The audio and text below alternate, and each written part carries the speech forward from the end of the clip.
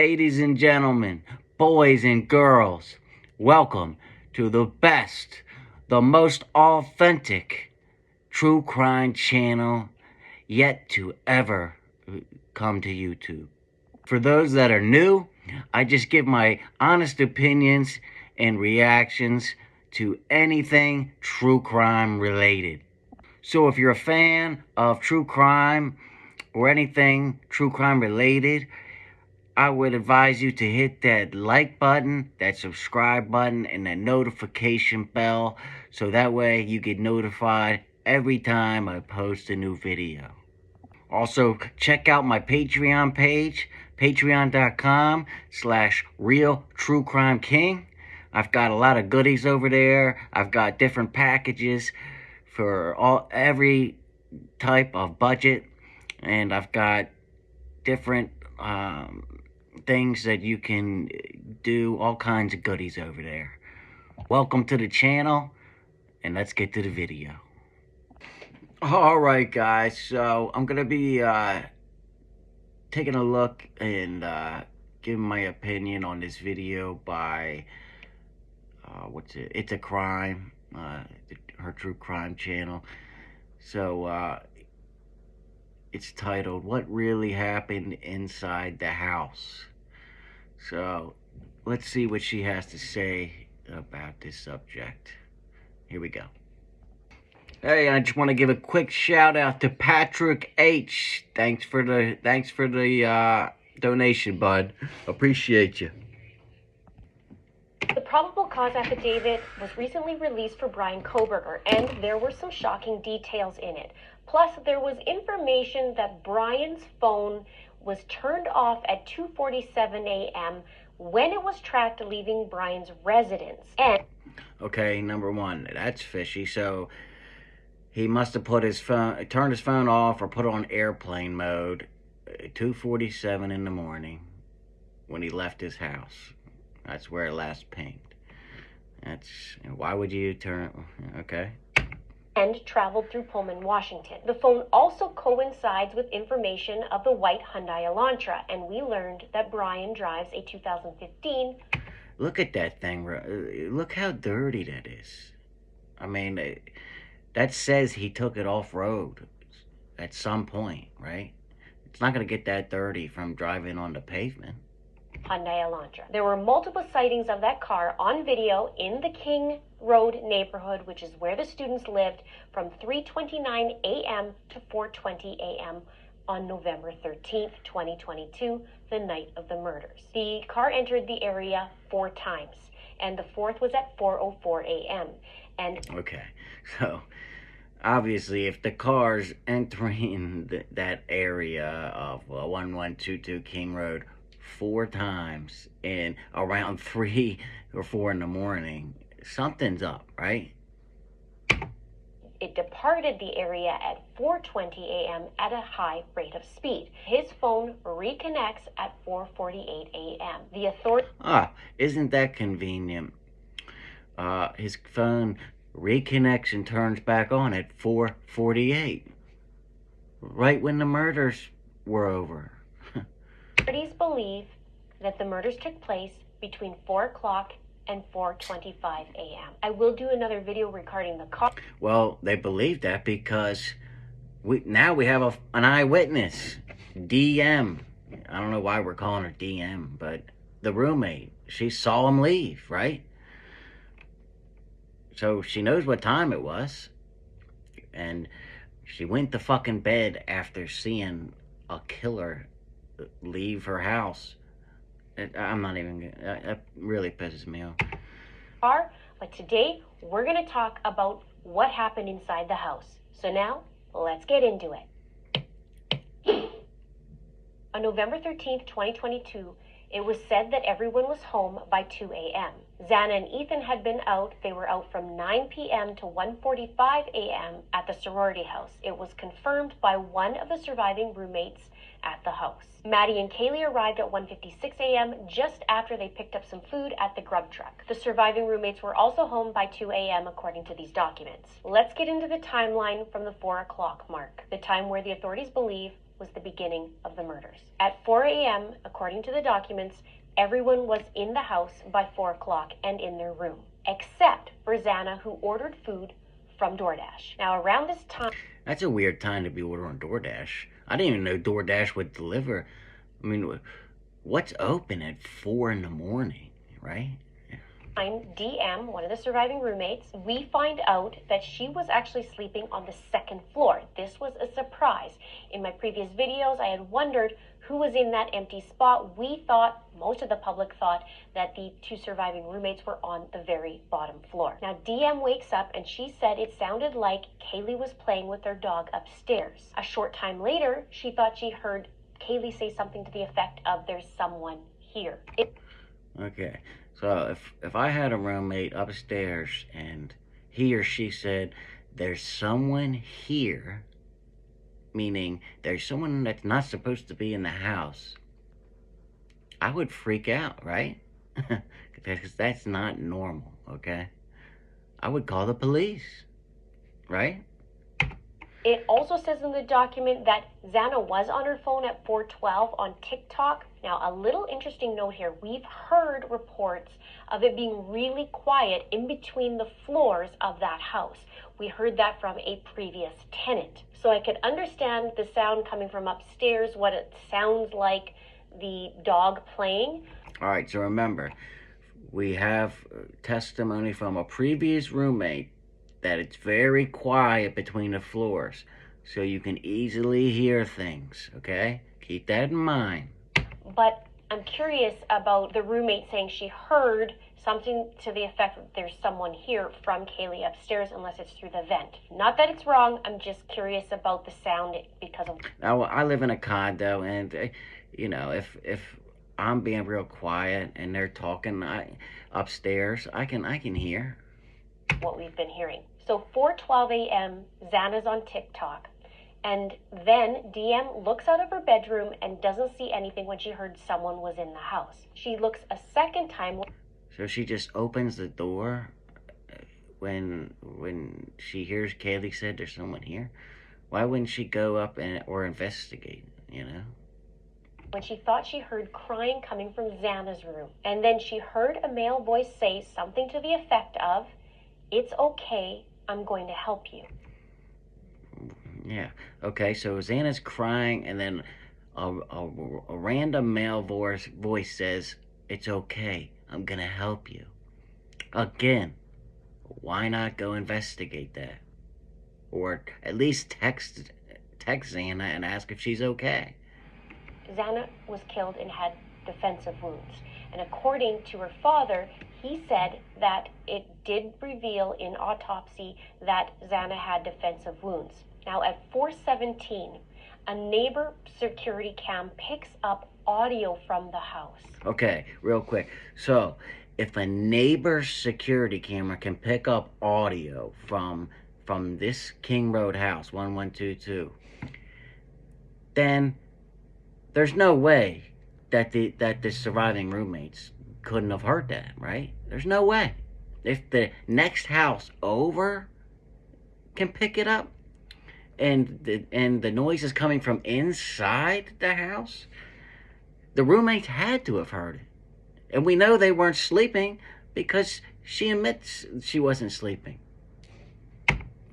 It picks up distorted audio of what sounded like a voice or whimper followed by a loud thud. A dog can be heard barking numerous times starting at this time. A lot of us wondered about that. And the security camera is less than 50 feet from the...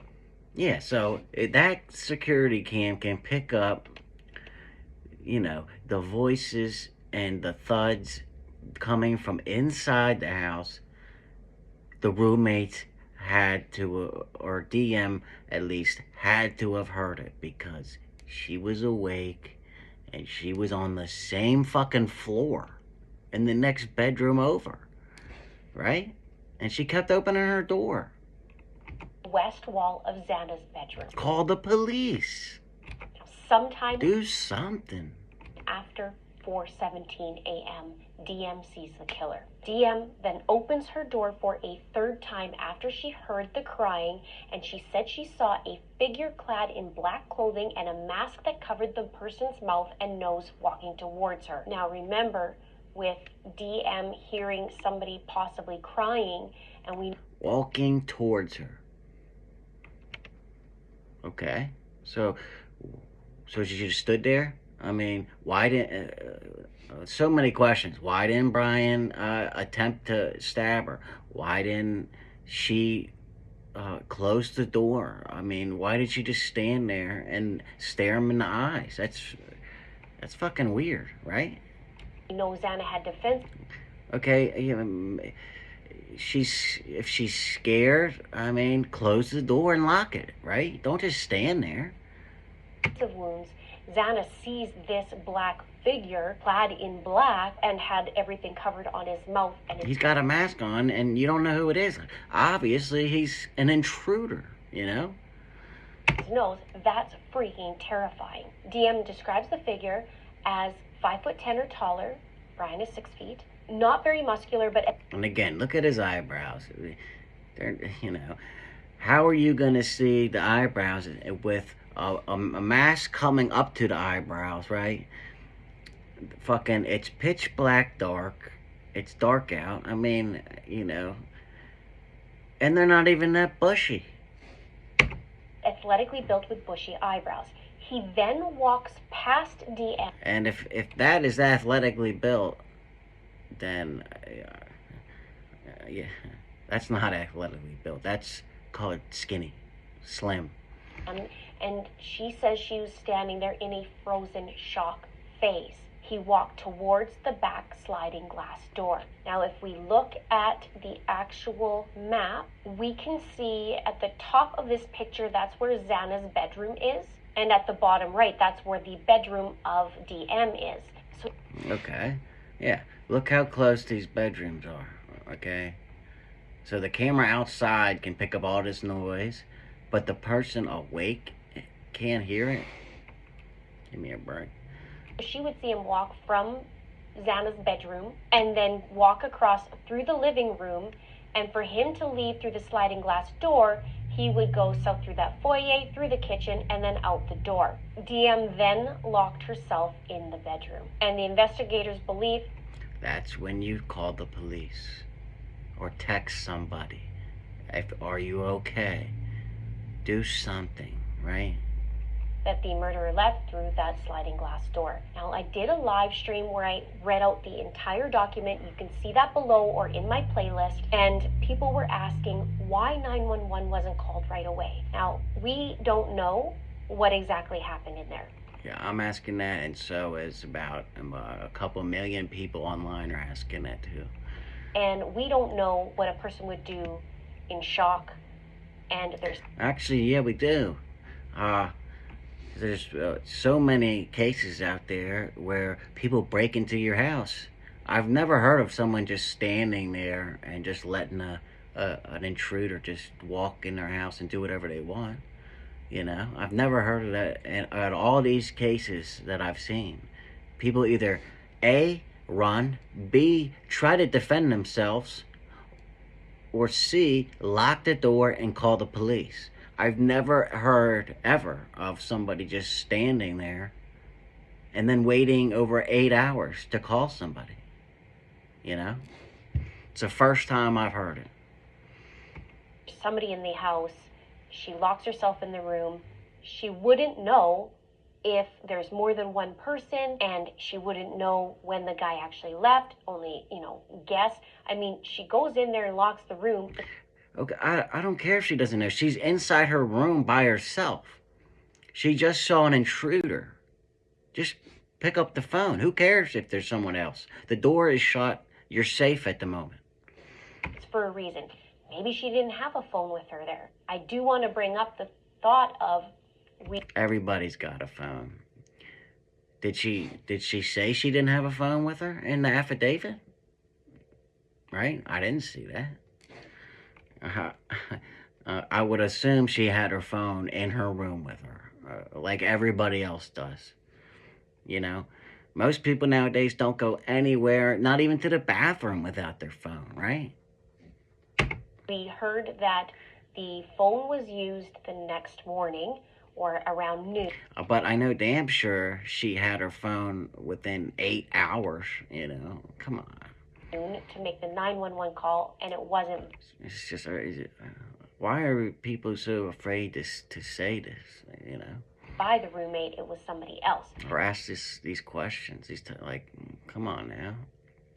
These questions have to be asked, right? So it could be all kinds of things. We don't know what we would actually do when it's something like that, and it's... I know what I would do. I mean, what do you mean?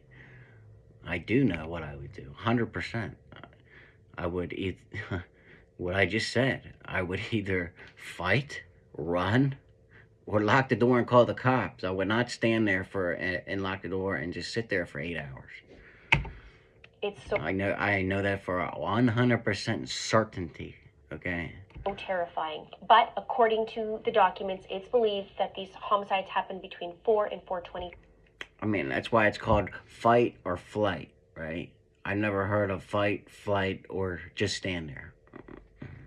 5, and thank God, in some aspects, that DM saw the perpetrator, the killer, because that could help a lot. Unfortunately, it comes with some major trauma. Now let's go back to where Xana and Ethan were found and where Kaylee and Maddie were found. Authorities came the next day and discovered...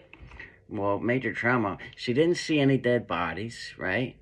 I mean, all she saw was a guy in the dark, right? I mean, you know, a lot of people, most people in this world have been through more trauma than that, okay?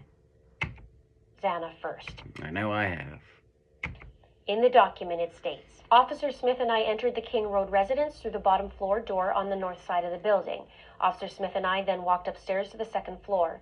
Officer Smith directed me down the hallway to the west bedroom on the second floor, which I later learned through Xana's driver license and other personal belongings found in the room was Xana Kernodle's, hereafter Kernodle room. Just before this room, there was a bathroom door on the south wall of the hallway. As I approached the room, I could see a body, later identified as Kernodle's, laying on the floor. Kernodle was deceased with wounds which appeared to have been caused by an edged weapon. So she was laying on the floor, not in the bed as we thought. Remember, the 911 call hasn't been released, but apparently whoever called said there was an unconscious person, right? So apparently they didn't even know they were dead until the cops got there.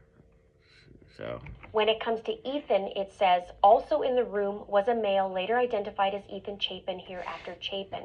Chapin was also deceased with wounds later determined, autopsy report provided by Spokane County Medical Examiner, dated December 15, 2022, to be caused by sharp force injuries. The authorities then went upstairs. It says, I then followed Officer Smith upstairs to the third floor of the residence. The third floor consisted of 2 bedrooms and 1 bathroom. The bedroom on the west side of the floor was later determined to be Kaylee Gonsalves, hereafter Gonsalves' room.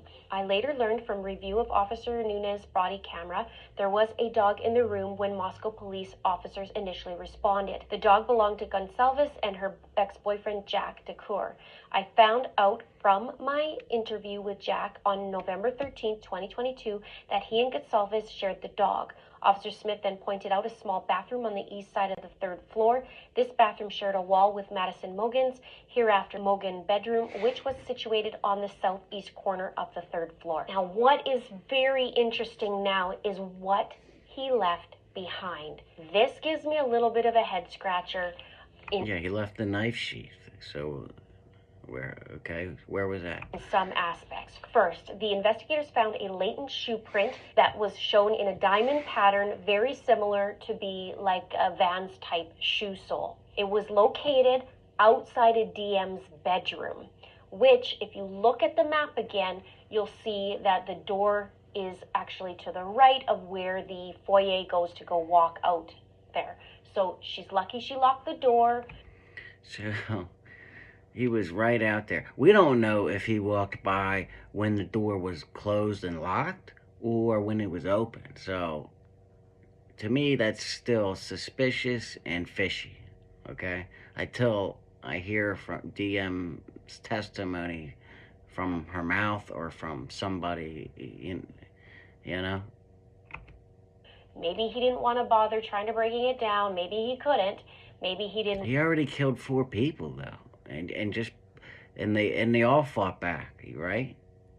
I mean, well, at least 2 of them that we know of. Want to. We don't know any of those details, but again, that was there. It'll be interesting to find out if that shoe size matches Bryan's. Also, I'm curious about what kind of other remnants of blood, obviously it's going to be on a shoe, that was found outside the house or leading to his vehicle or something of that nature. Let me know what you think below. There was also a sheath found, which this is where I get a little bit of head scratching.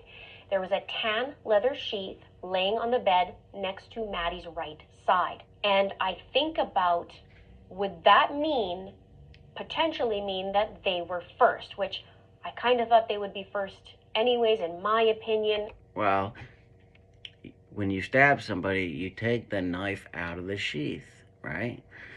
So, I don't, yeah, that would make sense if that they were first, right? But if the sheath was found there, but somebody had to fight back in order for that thing to fall off. Many others had that opinion. I think even Steve, Kaylee's dad, thought that they were first. But the sheath was left beside Maddie. Interesting. Now, I pulled up some more info about this K-bar knife, and they used it since World War II. It's supposed to be, one of the best kind of knives. In my research, yeah, for killing and stabbing. That's what it's made for. It says K-Bar started supplying these knives, and they soon became the prized possession of every fighting Marine. They did nails, opening. Used to be a favorite among collectors who said was that this knife was tempered to resist breaking. It has a slip to purchase a knife sheath or any other, even right down to the knife. Then you can't be a dummy to get to that point. However, there's some weird things here. Did he do this intentionally, just kind of poke the bear? Let me know what you think below. Or was it just... All right. Yeah, she's going to be asking questions. But, yeah, let me know what you guys think about all that down in the comments.